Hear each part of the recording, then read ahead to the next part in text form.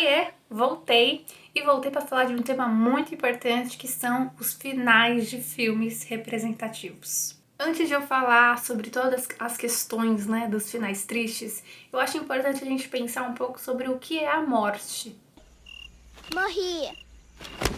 Então, a morte ela é uma certeza de vida que todos nós temos, né? A única certeza de vida que nós temos é que um dia nós vamos morrer. Mas ninguém vive pensando nisso, porque não faz sentido a gente pensar no fim, né? E não viver de fato, não curtir a trajetória enquanto estamos aqui. Quando a gente leva para o audiovisual, a morte ela entra como um elemento surpresa. Então, você nunca começa um filme, por exemplo, pensando que o personagem principal ou que alguém que o personagem principal goste pode morrer durante a trajetória, né? E aí o que gera, quando acontece a morte desse personagem? Gera um sentimento, uma dorzinha na garganta, uma lágrima caindo, um engasguinho, uma coisa assim, mas gera alguma coisa, né? E tem que gerar, porque é um elemento surpresa. Mas quando a gente entra nos filmes de mulheres que amam mulheres, a gente cai numa grande diferença, porque a morte não é um elemento surpresa. A morte é um clichê, um grandíssimo clichê. Porque é tão comum, é tão batido a gente ver filmes que existe uma morte no final, que não é um elemento surpresa. Se acontece, você faz assim, de novo, mais um pra minha lista. Eu tô passada, chocada. Meu Deus. Jesus. E agora? Tô vendo pela primeira vez. Entendeu? Porque é isso que ocasiona, isso que ocasiona muito em mim. Faz muito tempo que eu não vejo um filme e me emocione. Faz muito tempo, eu não me lembro o último filme que eu vi e me emocionei, por exemplo. Porque é uma coisa muito batida, é uma coisa muito frequente. Eu gosto de categorizar os finais de filmes representativos de 4 formas diferentes. A primeira é o final feliz, né? Então, onde as duas elas ficam juntas no final, se amando, tudo de bom, do melhor, show de bola. O segundo é os filmes de final em aberto, né? Então, basicamente você monta o seu final, porque o filme não mostra se elas ficam juntas, se elas ficam separadas. Então é uma oportunidade de você montar o seu próprio final, e seja o que Deus quiser. O terceiro é o final em que elas claramente ficam separadas, né? Então o filme mostra isso, que cada um vai pro seu canto. E o último, que é o final onde tem morte, né? Seja de uma das personagens, seja das duas, mas ocorre uma morte no final desse filme que finaliza tudo. Então, a partir disso, a gente consegue ver que esse elemento surpresa da morte, ele acaba perdendo um pouco o poder quando entra nos filmes representativos. Quando a gente vê que entre os 4, só um deles é 100% claro que é um final feliz. E aí que eu acho extremamente péssimo essa construção de trazer a morte como um clichê, porque a gente se acostuma com a morte em filmes representativos. E eu acho isso muito ruim, a gente se acostumar com a morte no audiovisual. Nos filmes de casais héteros e tudo mais, ninguém é acostumado com isso, né? Você não vai ver uma comédia romântica onde alguém vai morrer do principal da comédia romântica. Normalmente a gente já é condicionado, na maioria dos filmes, a sempre pensar que vão ficar juntos no final.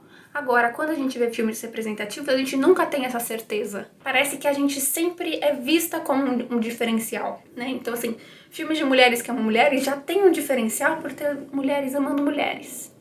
E aí a gente não tem a possibilidade de ter os grandes clichês que a gente gosta de ter, né? Essa coisa de sempre ter separação, de sempre ter morte, parece, né, que é sempre uma questão de você não poder. Parece que eles não te entregam a possibilidade de você ser feliz da forma clichê. Parece que a sua sexualidade, ela vai definir o seu fim. E o seu fim, na grande maioria desses filmes, é você não estar com alguém, né? É você estar sozinha. E aí a gente pensa nos porquês, né? Por que fazem tanto isso? Por que a morte se torna algo tão comum? Sempre é vendido, no meu ver, uma visão muito do autoconhecimento. Então assim, ela morreu, mas pô, agora ela se conhece, né? Ela sabe quem ela é. Então essa morte foi boa pra ela. Sabe? Tem muito essa visão.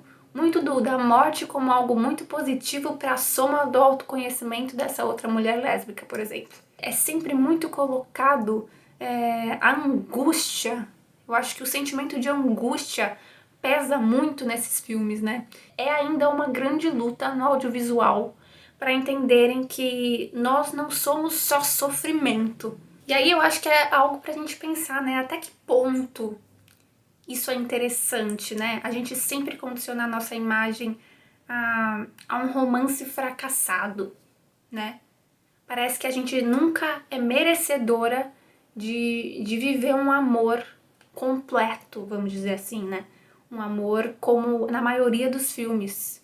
Parece que a gente não é merecedora disso, porque sempre tem que haver muito sofrimento no final para que isso aconteça. E às vezes esse final não acontece, entendeu? De tanto sofrimento e agonia que é até chegar nesse momento que elas podem se unir, sabe?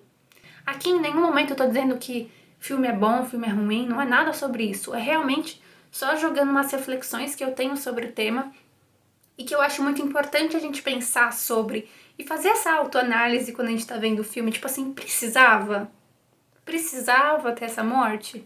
Tem um monte de filme que não ter a morte seria muito, muito, muito melhor do que ter a morte. Eu queria trazer um pouco esse tema, né, pra gente refletir um pouco sobre ele, que é um tema que tá sempre na minha cabeça e toda vez que eu vejo um filme, eu estou sempre com essa cabeça meio amortecida de o final pode ser sim separadas, o final pode ser sim morte, e eu sempre me surpreendo quando o final não é nenhuma desses dois. O tipo de final que eu mais gosto é o final em aberto, porque aí eu crio o que eu quiser e tá tudo certo pra mim. Mas eu acho importante a gente sempre trazer esse tema, né? E se você cria, né? Se você é do audiovisual, crie mais oportunidades de histórias que não precisa estar nessas duas categorias de finais que eu falei pra vocês, né? Inove, né?